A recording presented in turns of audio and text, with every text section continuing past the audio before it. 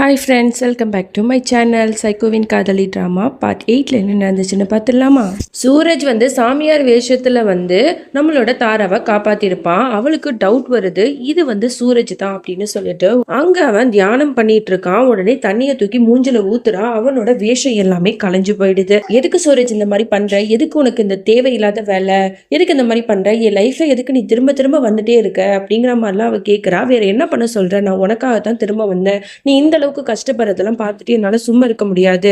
நான் மட்டும் அந்த இடத்துக்கு வரலன்னா உன் புருஷன் கண்டிப்பா உன்னை அடிச்சிருப்பான். அதனாலதான் நான் அந்த இடத்துக்கு உன்னை காப்பாத்தினேன். நீ எனக்கு தேங்க்ஸ் சொல்லலைனாலும் பரவாயில்ல. நீ எதுக்கு இந்த மாதிரிலாம் பேசுற அப்படின்னு கேட்க, அவர் என்னோட புருஷன். அவருக்கு என்னை கண்டிக்கவோ அடிக்கவோ எல்லா உரிமையுமே இருக்கு. நீ எங்களுக்குள்ள வராத, உன் வேலையை மட்டும் பாரு. இனிமே என் லைஃப்ல தலையிட்டேன்னா நான் என்ன பண்ணுவேன்னு எனக்கே தெரியாது அப்படின்னு சொல்லிட்டு கோவத்துல அவனை பிடிச்சி தள்ளி விட்டுட்டு போறா. உடனே இவன் புலம்பிட்டு இருக்கான். கண்டிப்பா அந்த சாம்ராட்டை நான் சும்மா விட மாட்டேன். உன்னை கொடுமைப்படுத்தின அவனை நான் கண்டிப்பா அவனுக்கு தண்டனை கொடுப்பேன் அப்படிங்கிற மாதிரியே பேசிட்டு இருக்கான். இங்க வீட்டுல காட்டுறாங்க, சாம்ராட் அவனோட குடும்பம் எல்லாருமே நம்மளோட தாராவை பத்தி தான் பேசிட்டு இருக்காங்க. இவ்வளவு நேரம் ஆயிடுச்சு, அண்ணி எங்க ஒன்றும் வரவே இல்லை, அவங்க தான் இதுக்கெல்லாம் காரணமா இருக்குமோ அப்படின்னு சொல்லிட்டு அங்க இருக்கிற எல்லாருமே இந்த மாதிரி சாம்ராட்டை கொலை முயற்சி பண்ணாங்கல்ல, அதுக்கு காரணம் தாரா தான் அப்படிங்கிற மாதிரி பேசிட்டு இருக்காங்க. அப்ப அண்ணங்கார சொல்றான், எதுக்கு இந்த மாதிரி ஒரு அப்பாவி பொண்ணை இப்படி டார்கெட் பண்றீங்க? அந்த பொண்ணை பார்த்தா அவ தான் இந்த மாதிரிலாம் பண்ணியிருப்பான்னு உங்களுக்கு கொஞ்சமாவது நம்ப முடியுதா? இவ்வளவு கொடுமைகள்லாம் படுத்துறீங்க. அப்படி இருந்தும் அந்த பொண்ணு அது எல்லாத்தையுமே அழுது சகிச்சுட்டு தானே இந்த வீட்டில் வாழ்ந்துட்டு இருக்கா. அப்படி இருக்கும்போது தன்னோட புருஷனை கொலை பண்றதுக்கு அவ ஆள் அனுப்புவாளா? ஏன் இந்த மாதிரி இருக்க சாம்ராட், நீயும் அப்படி பேசுற அப்படின்னு கேட்க, இந்த பாருங்க, தேவையில்லாம நீங்க இந்த விஷயத்துல மூக்கம் நுழைக்காதீங்க. நான் ஏற்கனவே சொன்னதுதான், நான் என் பொண்டாட்டியை பத்தி என்ன வேணா பேசுவேன், அவளுக்கு என்ன தண்டனை வேணா கொடுப்பேன். அது எங்க ரெண்டு பேரும் பர்சனல். அதை நீங்க தலையிடாதீங்க. அதனால நீங்க உங்க வேலையை மட்டும் பாருங்க, அதான் உங்களுக்கு நல்லது அப்படிங்கிற மாதிரி மூக்க உடைக்கிற மாதிரி பேசிடுறான். இவனுக்கு ஒரு மாதிரியா ஆயிடுது. அப்பா அந்த இடத்துக்கு தாரா வரா. தாரா வந்த உடனே தன்னோட புருஷன் தலையில அடிச்சு சத்தியம் பண்றா. இந்த பாருங்க, நீங்க இந்த மாதிரிலாம் என்ன நம்பாம இருக்காதீங்க. உங்க மேல சத்தியமா சொல்றேன், இந்த கொலை முயற்சிக்கும் எனக்கும் எந்த சம்மந்தமும் இல்லை. நான் எந்த ஆளையுமே அனுப்பலைங்க, என்ன நம்புங்க அப்படின்னு சொல்றா. உடனே அவ கையை எடுத்துட்டு சொல்றா, நான் நம்ப மாட்டேன், நீ தான் ஏதோ பண்ணிருக்க, உண்மையை சொல்லு அப்படிங்கிற மாதிரி அவகிட்ட துருவி துருவி கேட்டுட்டு இருக்கான். இவன் இந்த மாதிரி கேட்கறது பத்தாதுன்னு மாமனார் வேற அவர் பங்குக்கு துருவி துருவி கேள்வி கேட்கிறாரு. இந்த பாரு பொண்ணு, நீ மட்டும் என் பிள்ளைய கொலை பண்றதுக்கு முயற்சி பண்ணியிருந்தேன்னு மட்டும் எனக்கு தெரிஞ்சிச்சுன்னு வையேன், கண்டிப்பா உன்னை நான் சும்மா விட மாட்டேன், உனக்கு பெரிய தண்டனையா கொடுப்பேன். இப்ப சிசிடிவி ஃபுட்டேஜ் எல்லாம் வந்துடும், அதுல தெரிஞ்சிடும் உன்னோட சுயரூபம் அப்படிங்கிற மாதிரிலாம் இவர் பேசிட்டு இருக்க, அங்க போலீஸ்காரங்க எல்லாம் வந்துடுறாங்க. இந்த மாதிரி சிசிடிவி ஃபுட்டேஜ் கிடைச்சிருச்சு, வீடியோவை பாருங்க அப்படின்னு காட்ட உடனே எல்லாரும் ஆர்வத்தோட அதை உட்காந்து பாக்குறாங்க. தூரத்திலேருந்தே சாம்ராட் காரு வருது. யாரு ஒருத்தவங்க டப்பு டப்புன்னு சுடுறது மட்டும் தெரியுது. ஆனா அந்த ஆளு யாருங்கிறது அந்த சிசிடிவி ஃபுட்டேஜ்ல இல்ல. உடனே பார்த்து எல்லாருக்குமே ஒரு டவுட், இதை எப்படி நம்ம கண்டுபிடிக்கிறது அப்படின்னு சொல்லிட்டு சாம்ராட் சொல்றான், இந்த பாருங்க, என்ன பண்ணுவீங்களோ ஏது பண்ணுவீங்களோ எனக்கு தெரியாது, எனக்கு இந்த ஆளு யாருன்னு தெரிஞ்சாகணும், 1 வீக்குள்ள நீங்க கண்டுபிடிச்சு சொல்லணும் அப்படின்னு சொல்லிட்டு வார்னிங் பண்ணி அனுப்புறான். அவங்களும் சரின்னு சொல்லிட்டு போயிடுறாங்க. மறுபடியும் மொத்த குடும்பத்துக்குமே தாரா மேலதான் டவுட் வருது. அதோட நம்மளோட தாரா தான் காட்டுறாங்க. அவ ரொம்பவே யோசிச்சுட்டு இருக்கா, இந்த சூரஜ் எதுக்கு திரும்ப திரும்ப என் வாழ்க்கையில வந்துட்டு இருக்கான்? ஒருவேளை அவன் தான் இதுக்கு காரணமா? ஏன்னா அவன் தான் சாம்ராட் மேல ரொம்பவே கோவமா இருந்தான். ஒருவேளை இந்த மாதிரி துப்பாக்கியை வச்சு சுட்டது அவனா தான் இருக்குமோ அப்படின்னு சொல்லிட்டு நிறைய டவுட் அவளுக்கு வர ஆரம்பிக்குது. அந்த இடத்துக்கு நம்ம சாம்ராட் என்ன யோசிச்சுட்டு இருக்க அப்படின்னு கேட்டு அவ பக்கத்துல வரா. இல்லைங்க, ஒன்றும் இல்லை, இன்னைக்கு நடந்த விஷயத்தெல்லாம் நான் யோசிச்சுட்டு இருந்தேன். நான் என்ன நினைக்கிறேன்னா, உங்களுக்கு ஒரு பாடி கார்டு உங்க பக்கத்திலேயே உங்களை பாதுகாத்துட்டு இருந்தா நல்லா இருக்கும்னு நான் நினைக்கிறேன். நீங்க என்ன நினைக்கிறீங்க அப்படின்னு கேட்க, இது நல்லா தான் இருக்கு, பரவாயில்லையே, என் பொண்டாட்டி என்னை பத்தி ரொம்ப யோசிக்கிறா போல. நான் எதுக்குமா வெளியில பாடி கார்டு தேடணும், என் பொண்டாட்டி தான் நீ இருக்கியே, இந்தா அப்படின்னு சொல்லிட்டு துப்பாக்கியை தூக்கி அவளோட கையில கொடுத்துட்டு, இனிமே நீ தான் என்னோட பாடி கார்டு, என்ன எந்த எதிரியும் நெருங்காத அளவுக்கு நீ தான் பாத்துக்கணும், இனிமே இதுதான் உன்னோட பொறுப்பு, உன்னோட புருஷனை எந்த அளவுக்கு நீ பாதுகாக்கிறேங்கிறத பார்த்துடலாமா அப்படிங்கிற மாதிரி சொல்லிட்டு துப்பாக்கியை கையில கொடுத்துட்டு அவன் பாட்டு நிம்மதியா கோட்டை விட்டு தூங்கிட்டு இருக்கான். இவளுக்கு இன்னும் கொஞ்சம் ப்ரெஷர் அதிகமாகுது. அப்ப நம்ம தான் இவரை பாதுகாக்கணுமா அப்படின்னு சொல்லிட்டு ரொம்ப திங்க் பண்ணிட்டே இருக்கா. இங்க நம்மளோட தாரா கிச்சன்ல வேலை பார்த்துட்டு இருக்கா. அப்ப யோசிச்சுக்கிட்டே இருக்கா, நேத்து சூரஜ் சொன்ன விஷயம் எல்லாத்தையுமே, நாளைக்கு 8 மணி ஆகட்டும், நான் கண்டிப்பா உன் வீட்டுக்கு வருவேன், உன் பூஷ கண்ணை பார்த்து பேசுவேன் அப்படிங்கிற மாதிரிலாம் சவால் விட்டுருப்பான். உடனே இவளுக்கு ரொம்ப பயமா இருக்கும். மணியை பார்க்குறா, 8 மணி ஆகுது, காலிங் பெல்லும் அடிக்குது. பயந்துகிட்டு துப்பாக்கியை எடுத்துட்டு கதவை திறக்கிறா. நினைச்ச மாதிரி சூரஜ் தான் வந்திருக்கான்.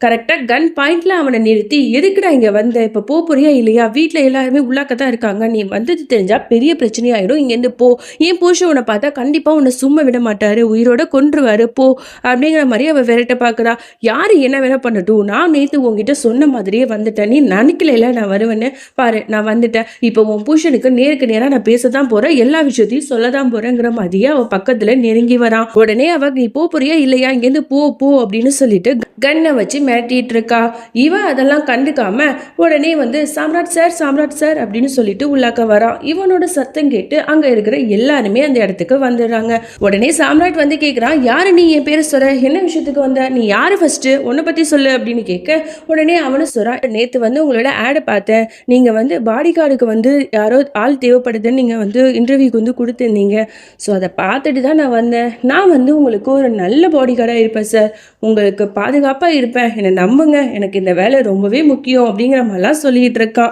இதை கேட்ட நம்மளோட தாராக்கு ரொம்பவே ஷாக்காக இருக்கு என்னடா அது என்னென்னமோ சொல்லிட்டு வந்தான் இங்கே வந்து பாடி கார்டாக இருக்க போறேங்கிறான் நம்மளோட சாம்ராட்டை தான் அவனுக்கு பிடிக்கவே பிடிக்காது இவன் எப்படி இந்த மாதிரிலாம் சொல்றான்னு சொல்லிட்டு நிறைய குழப்பத்தோடையே அவனை பார்த்துட்டு இருக்கா உடனே சொல்றா என்னங்க வேணாம் இவனெல்லாம் வந்து நீங்க வந்து பாடி கார்டை செலக்ட் பண்ண வேணாம் இவன் யாரு என்னன்னே தெரியல அதெல்லாம் ஒன்று வேணாங்க அப்படிங்கிற மாதிரி இவனை வந்து வீட்டை விட்டு வெளில துரத்துறதுக்கே பார்த்துட்டு இருக்கா உடனே வந்து சாம்ராட் அவளோட கண்ணை தூக்கி கீழே வச்சுட்டு எதுக்கு அப்படி சொல்ற எல்லாருக்கும் ஒரு சான்ஸ் கொடுக்கணும் ஓகே நீ சொல்லு உனக்கு வந்து பாடி கார்டா இருக்கிறதுக்கு என்ன தகுதி இருக்கு என்ன நீ பாதுகாக்கிறதுக்கு நீ ஏதாவது உன்கிட்ட ஸ்பெஷலான திறமை இருக்கணும்பா அதை பார்த்து தான் நான் உன்னை செலக்ட் பண்ண முடியும் ஒன்னத்துக்கும் உதவமா இருக்கிற உன்னை பார்த்து நான் எப்படி சூஸ் பண்ண முடியும் அது மட்டும் இல்லாம என்னை விட நீ வந்து ரொம்பவே வந்து ஒல்லியா இருக்க பாடி ஃபில்டராகவும் இல்லை அப்படி இருக்கும்போது எனக்கு வர எதிரிங்களை நீ எப்படி வந்து தடுத்து என்ன வந்து அவங்க கிட்ட இருந்து காப்பாற்ற முடியும் சொல்லு உங்ககிட்ட என்ன திறமை இருக்கு அப்படிங்கிற மாதிரி இவ பல கேள்விகள் கேட்டுட்டு இருக்கா இந்த மாதிரி பேசிட்டு இருக்கும்போது அன்னிக்காரி சொல்றா தாரா உள்ளாக்க போய் டீ போட்டு எடுத்துட்டு வா போ அப்படின்னு சொல்லிட்டு அவளை வில்லாக்க அனுப்ப பாக்குறா அவளும் சரின்னு சொல்லிட்டு உள்ளாக்க போய் டீ போட்டுட்டு யோசிச்சுட்டு இருக்கா